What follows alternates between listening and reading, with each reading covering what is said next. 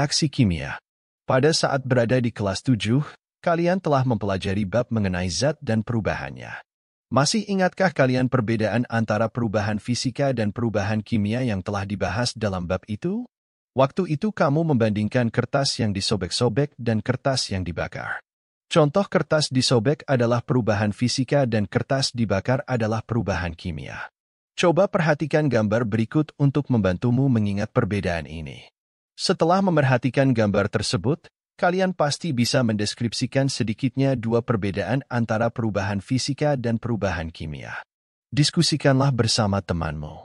Perbedaan utama dari perubahan fisika dan kimia adalah adanya zat baru yang terbentuk dalam perubahan kimia, yang artinya zat yang kita gunakan di awal perubahan akan memiliki sifat yang benar-benar berbeda dengan zat yang dihasilkan setelah perubahan kimia terjadi. Coba kamu bandingkan beras sebelum dimasak dan hasilnya setelah dimasak.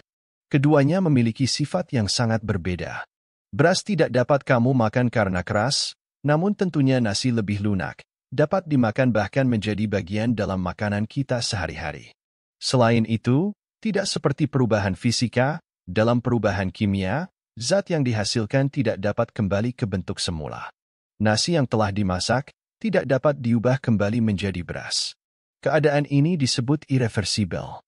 Reaksi kimia terjadi pada saat adanya perubahan kimia. Dalam reaksi kimia, zat yang kalian gunakan sebelum reaksi disebut sebagai pereaksi atau reaktan, sedangkan zat yang kamu peroleh setelah reaksi disebut sebagai produk suatu reaksi. Saat kamu memasak nasi, beras, dan air adalah pereaksi sedangkan nasi adalah produk dari reaksi kimia. Mengapa reaksi kimia menghasilkan zat yang baru? Hal ini terjadi karena adanya perubahan pada atom-atom yang terdapat pada zat-zat pereaksi. Kalian telah mempelajari tentang atom pada kelas 8, jadi tentu masih ingat bahwa atom adalah bagian terkecil dari suatu zat.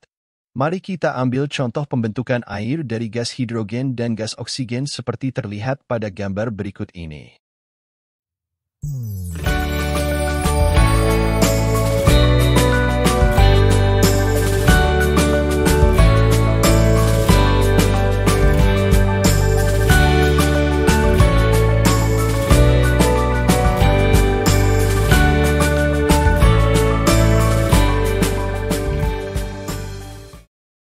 Satu atom gas hidrogen ditunjukkan oleh satu bulatan berwarna biru.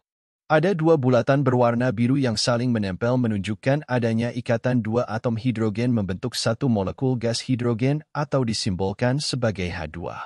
Dalam gambar di atas pereaksi pertama adalah dua molekul gas hidrogen. Sedangkan pereaksi kedua adalah dua atom oksigen yang saling berikatan membentuk satu molekul gas oksigen, O2. Baik oksigen maupun hidrogen di udara selalu berada dalam bentuk berpasangan seperti ini atau disebut dengan molekul diatomik.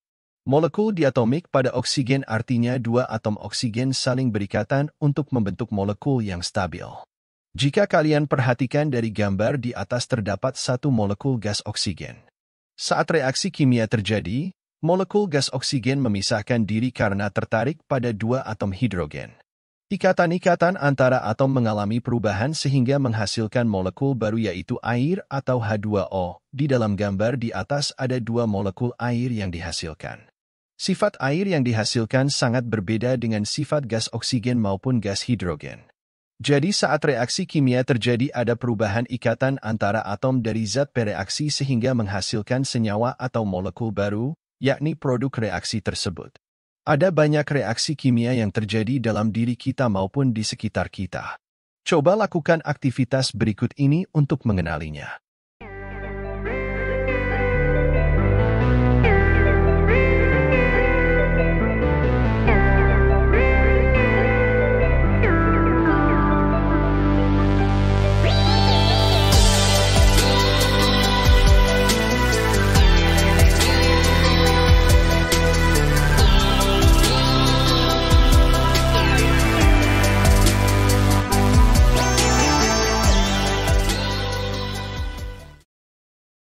Satu, persamaan kimia.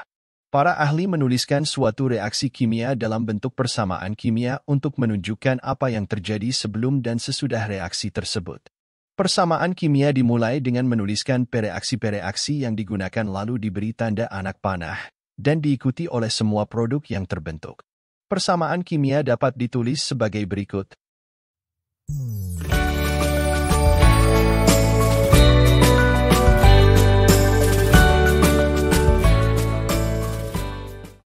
Dari contoh memasak nasi di atas, maka persamaan reaksinya dapat dituliskan sebagai.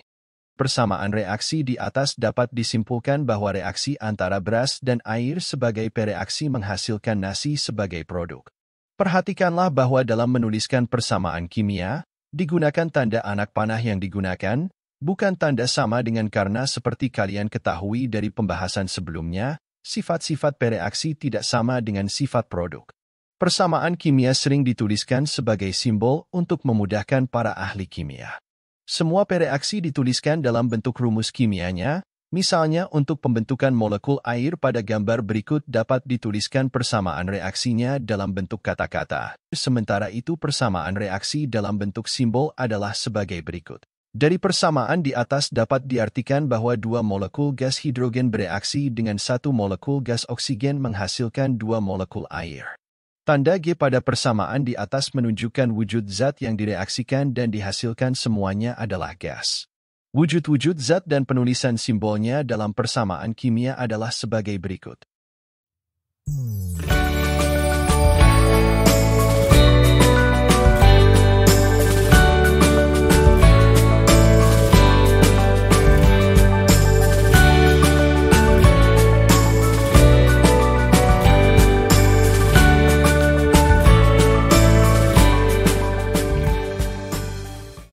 Dua jenis-jenis reaksi kimia.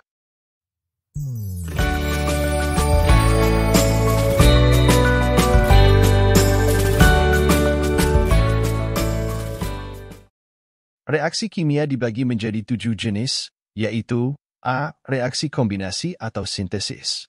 Reaksi ini melibatkan lebih dari satu zat pereaksi yang bergabung untuk membentuk produk yang merupakan gabungan dari kedua zat pereaksi, dengan rumus umum. Contoh pembentukan molekul air pada halaman sebelumnya adalah salah satu reaksi sintesis.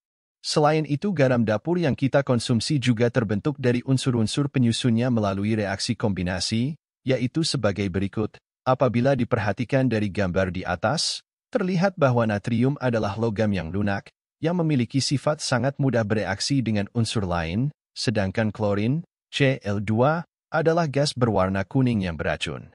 Ketika bereaksi dihasilkanlah garam yang tidak bersifat reaktif maupun tidak beracun.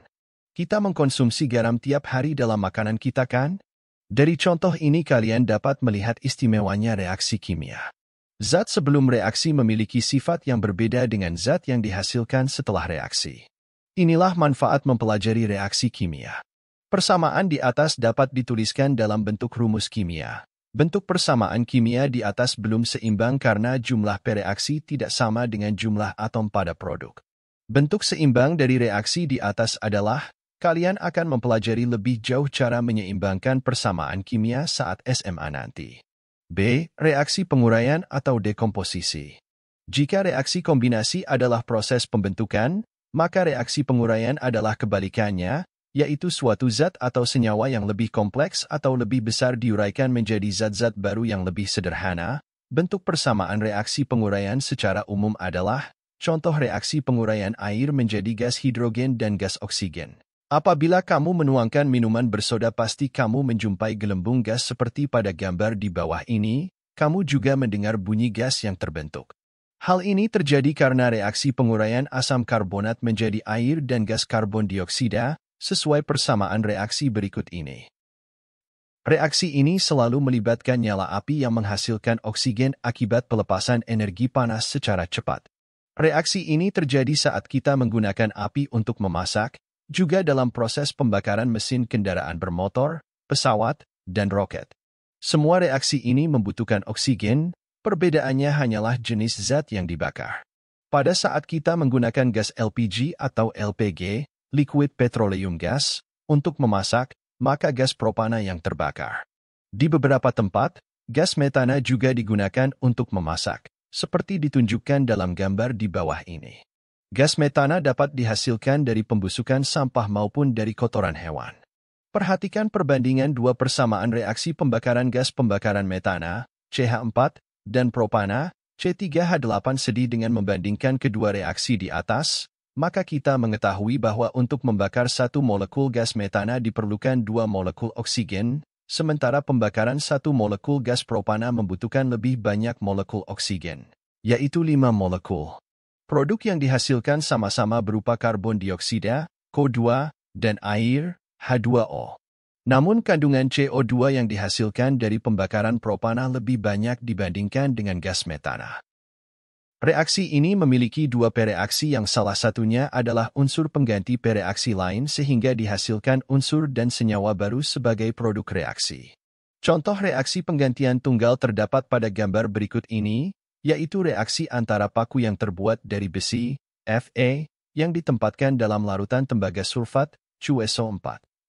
Warna larutan tembaga sulfat adalah biru. Apabila dibiarkan dalam keadaan terendam, maka lama-kelamaan bagian paku yang terendam dalam larutan itu akan menjadi coklat kemerahan seperti warna tembaga. Reaksi yang terjadi dapat dituliskan dalam persamaan berikut. Dari persamaan reaksi di atas, terlihat bahwa atom tembaga pada senyawa CuSO4 digantikan oleh atom Fe sehingga terbentuklah unsur bebas tembaga berupa lapisan kuning kecoklatan yang melapisi paku besi. Produk lainnya yaitu larutan besi sulfat yang membuat warna larutan dari biru menjadi kekuningan. Hal ini dapat terjadi karena logam besi lebih reaktif atau mudah bereaksi dibandingkan atom tembaga sehingga besi mengambil alih posisi tembaga untuk bersenyawa dengan ion sulfat. Reaksi pertukaran ganda atau metatesis. Reaksi ini dapat diumpamakan seperti kamu sedang berpasangan dengan seorang temanmu mendiskusikan mengenai reaksi kimia, kemudian kamu bertukar pasangan dengan temanmu yang lain untuk melanjutkan diskusi. Reaksi pada gambar di samping ini merupakan hasil dari reaksi metatesis. Reaksi yang digunakan dalam percobaan di atas yaitu larutan timbal nitrat, PbNO3, dan larutan kalium iodida, Ki, yang keduanya bening, tidak berwarna. Ketika kalium iodida dituangkan ke dalam timbal nitrat maka terlihat warna kuning yang menunjukkan terbentuknya larutan timbal iodida. Produk lainnya yaitu larutan kalium nitrat yang tidak berwarna. Apabila ditinggalkan beberapa saat maka padatan berwarna kuning timbal iodida akan mengendap di dasar gelas kimia yang digunakan. Karena itulah reaksi metatesis juga sering disebut reaksi pengendapan. Persamaan reaksi yang terjadi. Nah kalau begitu, bagaimanakah persamaan umum dari reaksi ini? Lakukanlah aktivitas berikut untuk menentukannya. Selain reaksi pengendapan, reaksi netralisasi juga termasuk jenis reaksi metatesis. Reaksi netralisasi adalah reaksi antara suatu larutan asam dengan senyawa basa. Apakah kalian sudah mengetahui apa yang dimaksud dengan larutan asam dan basa? Mari kita bahas pada subbab selanjutnya.